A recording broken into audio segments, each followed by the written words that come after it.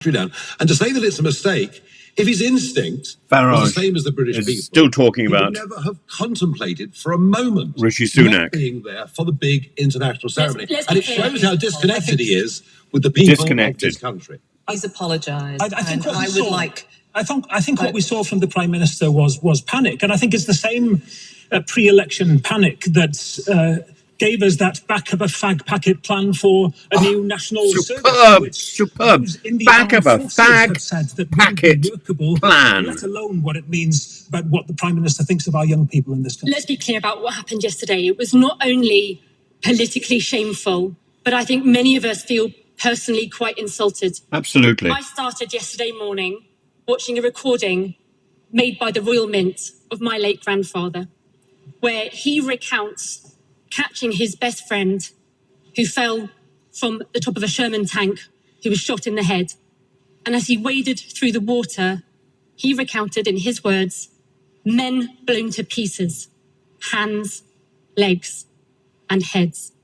If he had been there yesterday and seen the Prime Minister walk away from him, I would have found that completely, as I do now, find it completely and utterly unforgivable.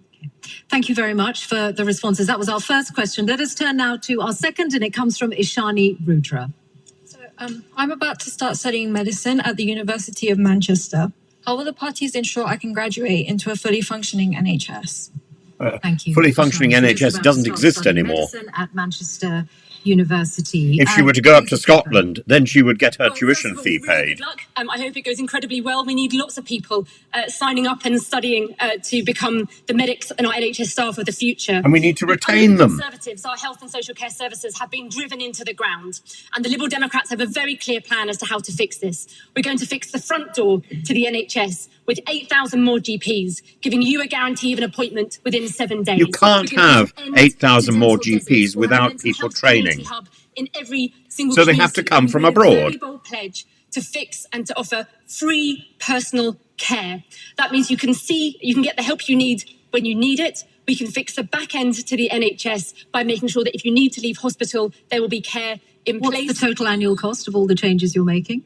So we have set out in our manifesto exactly how every single pledge is going to be funded. What is it? Said right across the piece, across all of our policies, we will not tax struggling families during a cost of living crisis, but we will be looking to those really big companies not an answer. Billions of pounds of profits to support struggling families and to fix our public services. Vague, woolly. Of course, a devolved issue, devolved to the UK nation. Stephen Flynn, you are in your party is in charge of health in Scotland. It is a time of record waits and high numbers of people waiting, for example, 12 hours or more in A&E or 24 months for treatment. Yep. How would you ensure that Ishani graduates into a fully functioning NHS? Yes, well, Ishani, good luck to start with. As someone who was under the care of the NHS from the age of 14 to 32, because I was a disabled man, and I physically wouldn't be standing here today if it wasn't for the wonderful treatment that I received from the NHS. I know what it is to live in chronic pain, and I know what it is to have that chronic pain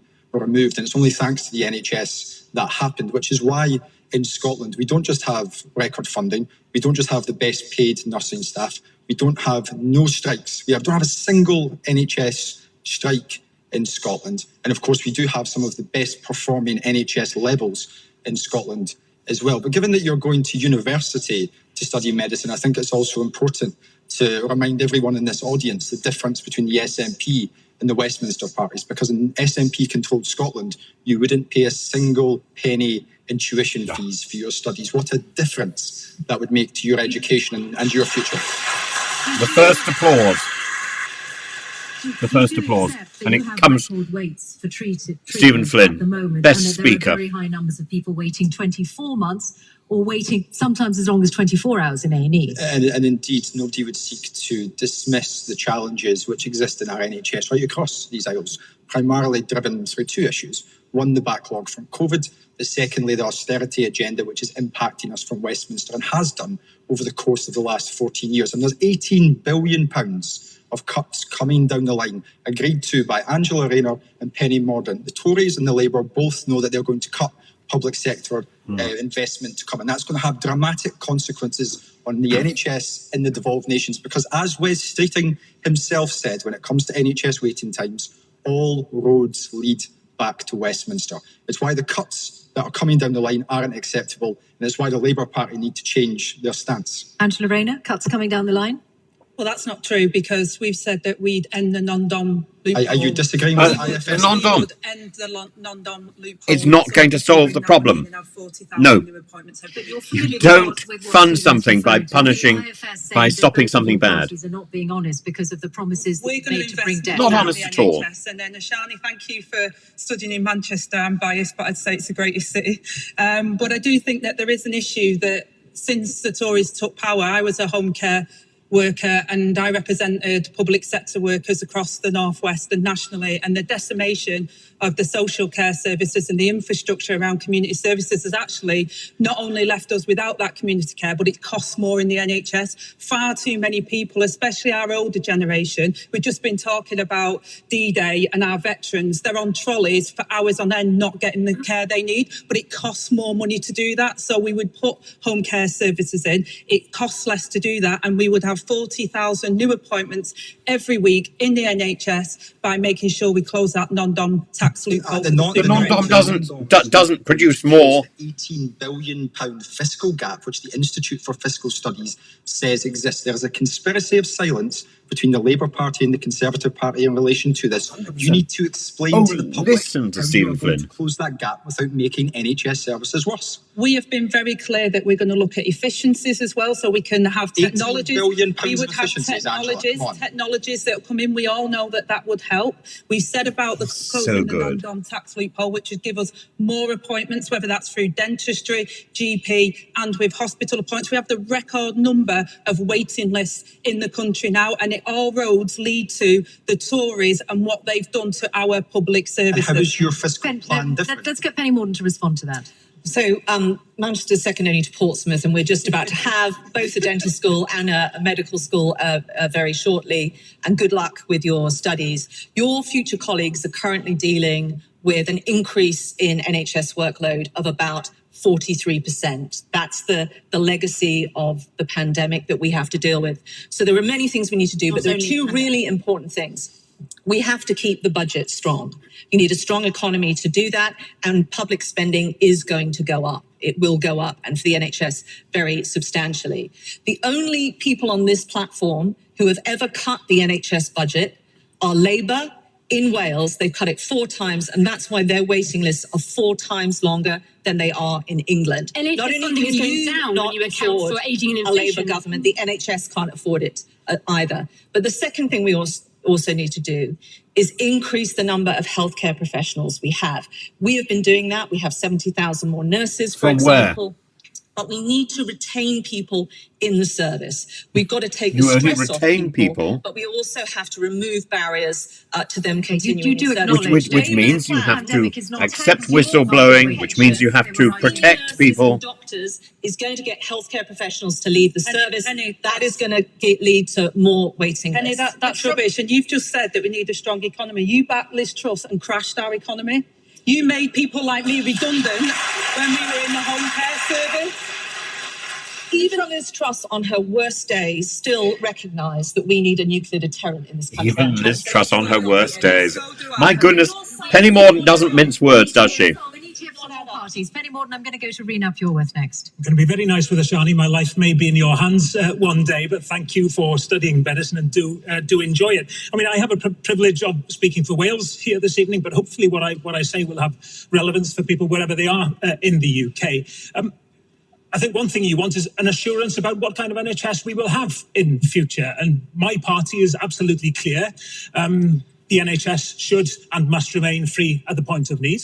Another key principle for me and Plaid Cymru is that no profit should be taken out of the NHS. We will not consider ever privatising the NHS, something that, of course, the Conservatives want to do, but remarkably Labour... We already have a privatised NHS. NHS now too.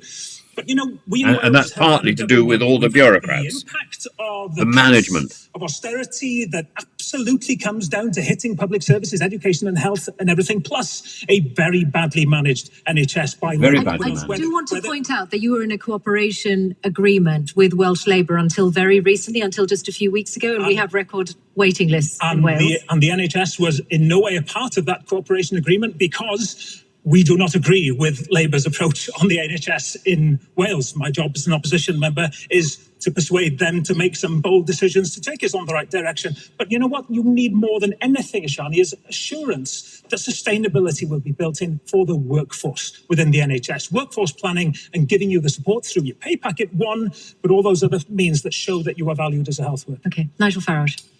Whether it's Labour-run Wales or SNP-run Scotland or Conservative-run England, we all know that whilst you can get great care, the NHS model isn't working. You can't get GP appointments, things that we've all grown up taking for granted. And they can argue about, it's all money. I'm going to spend more money. You're going to spend more money. It doesn't work. Just a few years ago, we were spending 7.5% of the national cake on the NHS. We're now spending over 11% of the national cake on the NHS. So the answer to Ashani's question, how would you ensure she graduates into a fully functioning NHS? NHS, well, I'm going to answer it. Because the more money we spend, the less delivery we get, which means the model is wrong. The model through which we fund health is wrong. So this is Nigel telling us he doesn't believe in the NHS. This is what he's doing. He's telling the public he does not believe in the NHS. No, I'm telling you, want to privatize it. That is what you want. And you in Scotland, of all places. I mean, look, the NHS is very badly run. Let's change the funding. We'll not be Would you like more private? You'd like more private healthcare? Let's change the model. Now, the NHS, it isn't funded through national insurance. That's a nonsense. It goes into the pot. There are countries right next door to us. There's one country, France, that has a very, very different way of funding the NHS. It's rather like those that can afford, through their taxes, pay into an insurance scheme. Those that can't afford it don't pay in. So it's for the mutual benefit of everybody. And it's managed as if it was a private company. And their returns on stroke, heart, and cancer are better than ours for exactly the same sum of money. The King's Foundation. We get a fully functioning NHS. The King's Foundation. We spend our money which is a properly, respectable... and we're not spending our money properly, and that's the point. Stacey, you'll have to make it very brief because I need to get to Carla The Hill Foundation, the King's Fund have done an analysis of different funding models. They don't materially make a difference to people's health outcomes. What makes a big difference, most of all, is the amount of money you put into your health service. Okay. And the Green Party. Actually, I'm going to pause there because the Farage is partly right. The model of the NHS is malfunctioning, and doesn't matter how much money you put into the NHS, you're not going to make it function better in its present form, because its present form has been taken over by management and by bureaucrats who are paid more than the people who do the real jobs. When you go to a hospital, and I've been to a hospital, I've been under surgeons, I've had serious hospital treatment, and on both occasions, mistakes were made because of stupid bureaucrats. And I also know some of these bureaucrats in other hospital trusts, and I'm astonished that some of them have got their jobs and retain their jobs. Utterly astonished. They don't seem to do it on merit. But you don't find the bureaucrats striking, do you? And yet it's the junior doctors, who are often paid less than people who clean our streets, who are going to be responsible for your life or your death when you go into a hospital. And the consultants are paid less than the senior bureaucrats who manage these hospitals, these hospital trusts. Why? And it's the senior bureaucrats who team up with government officials to silence the whistleblowers who are doing what is required under their terms of employment to call out things that are wrong. And Chris Heaton-Harris, who is one of the better MPs from the Conservatives, better ministers, former whip, person who was Secretary of State for Northern Ireland, one of the things he put forward was a private member's bill about 10 years ago to urge hospitals to record and learn from best practice. For some bizarre reason, that wasn't part of the hospital system in the NHS. Madness. Now it is, but it's still only a small part of the way. Bureaucracy needs to be there to support the hard work of the doctors and the nurses and the cleaners. But bureaucracy in our present NHS seems to be supporting the bureaucrats. And the doctors and the nurses are scrabbling to pick up the pieces that they leave behind. You walk around a major hospital, particularly if you walk around the office section, and you've got people idling at their desks, playing with their Game Boys or whatever it is, rather than doing serious work. And yet the people downstairs, the people who are dealing with patients, are worked off their feet. This cannot be right. This cannot be right. And that is what needs to change. The NHS system is sound. The NHS system, the principles of the NHS are excellent. It's the way it's been taken over by twits who are, quote, managing it and who are using private systems, private business systems to rationalize and organize the NHS. That's not how the NHS should be worked. That's not how the NHS should be run. That's not how the NHS was set up. The NHS has been catapulted into some sort of parody of a private health service, in some sort of parody of insurance. And Farage is absolutely right from that point of view. Either you have the real thing, or you change the system back to what it should be. An NHS which is committed to care for everybody in this country at the point of need. When you need it, it should be there. Instead, it isn't. Instead, you can't even get to see your GP. Farage is providing a distortion of the argument. And Angela Rayner and Penny Mordaunt are trying to defend the indefensible. Stephen Flynn is bang on the money. We need to preserve the NHS. We need to make sure that it's free to people who need it. We need to make sure it's available to people who need it. And we need to get rid of the dross and the excess baggage that it is carrying upstairs in management. If a manager is being paid more than a senior consultant, that manager is overpaid. Full stop.